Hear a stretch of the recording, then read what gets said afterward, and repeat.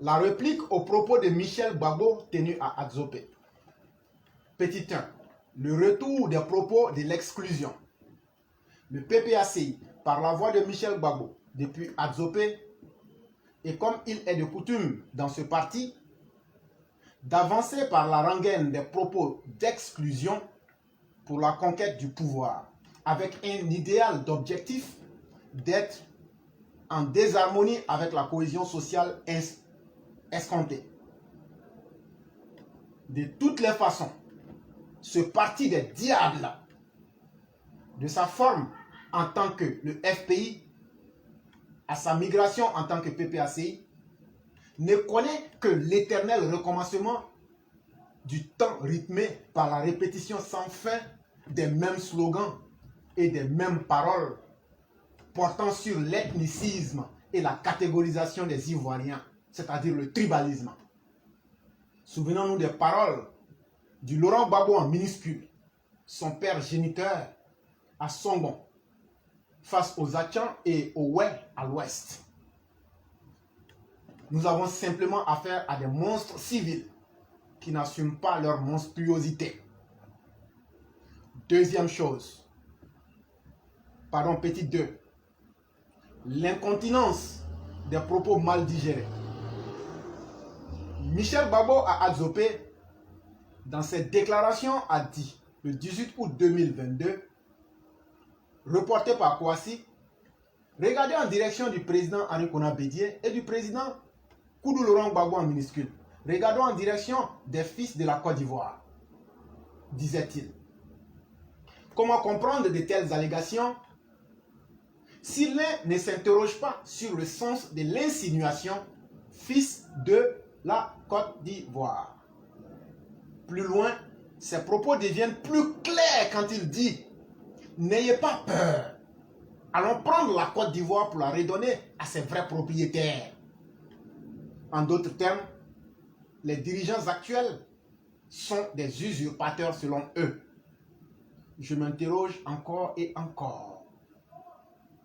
Nous nous attendions à une interpellation des institutions en charge de la réconciliation, par une vive réaction contre ce type d'ineptie absolue en provenance de viles âmes qui n'ont pas de respect, qui n'ont pardon de respect que pour leurs envies, même si cela doit mettre à mal les efforts consentis pour la réconciliation en Côte d'Ivoire.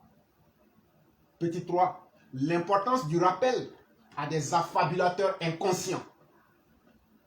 Mais, rappelons-le, dans cet imaginaire des refondateurs, où tout recommence toujours, il n'y a de place ni pour l'ambition humaine, ni pour l'idée de progrès pour le pays. Avec eux, jamais l'homme ne se lance vers l'avenir.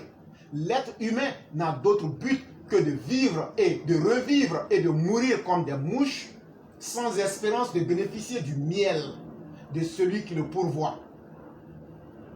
C'est tout simplement le culte du maître absolu, leur Dieu, Laurent Gbagbo en minuscule, ou rien.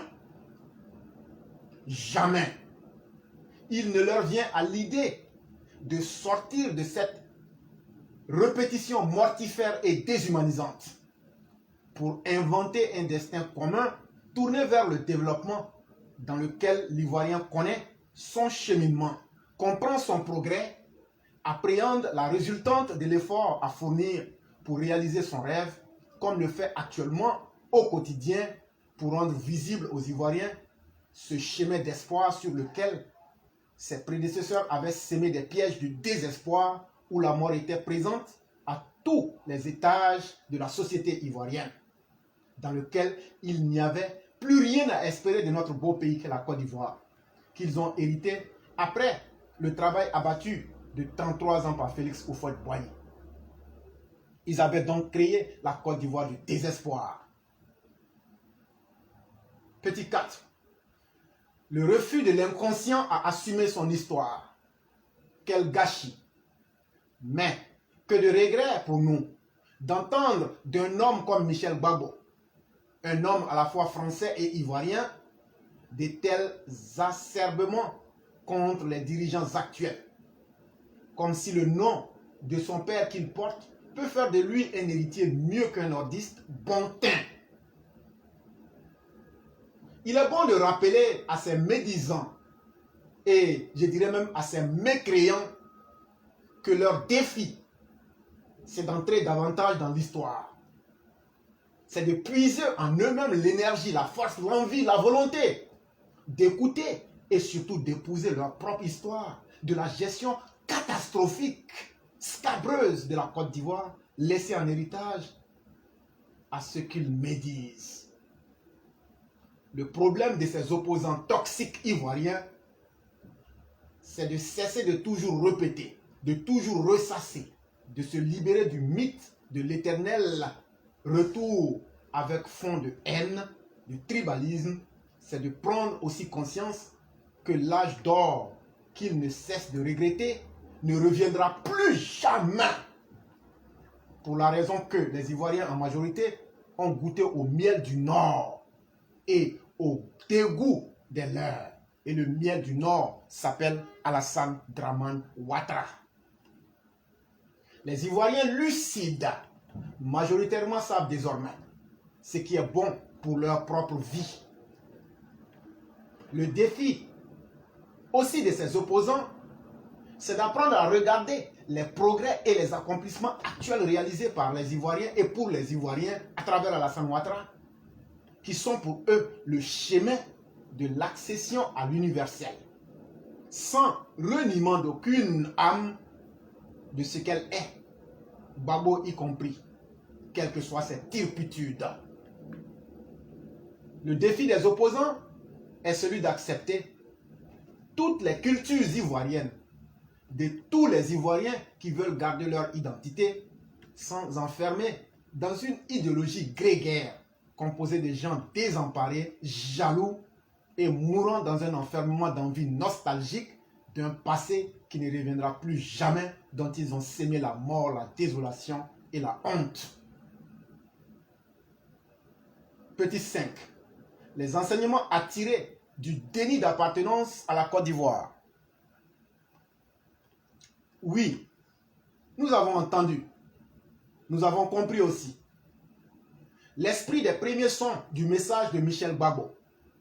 Mais nous n'allons plus vous laisser nous diviser à nouveau, voler, violer notre avenir par votre démagogie malsaine, puante, en voulant nous exproprier de notre histoire et de notre appartenance à la Côte d'Ivoire.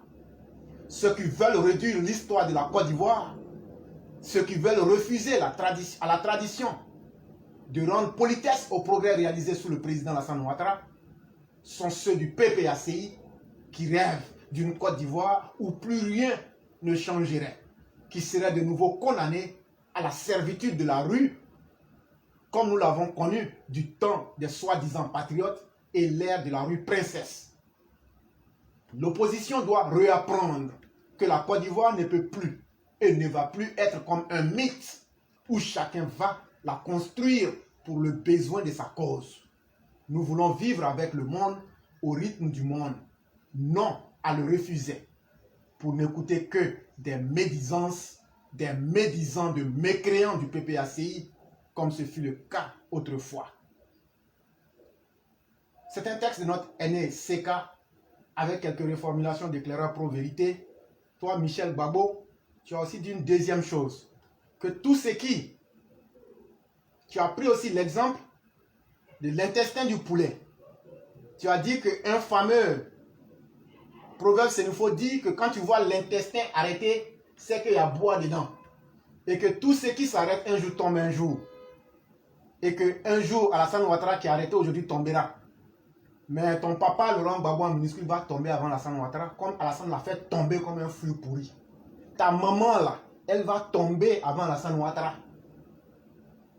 Et toi là, avec ton teint de Mauritanien là, ton teint de mort là, ton teint bizarre là, tu es un homme hybride, un homme indigne. C'est toi qui vas venir rappeler à des gens, à des Africains sur leur sol africain, que toi ou bien que ton père serait mieux. C'est eux qui vous favorisent ça. Mais ce que vous voulez, vous l'aurez.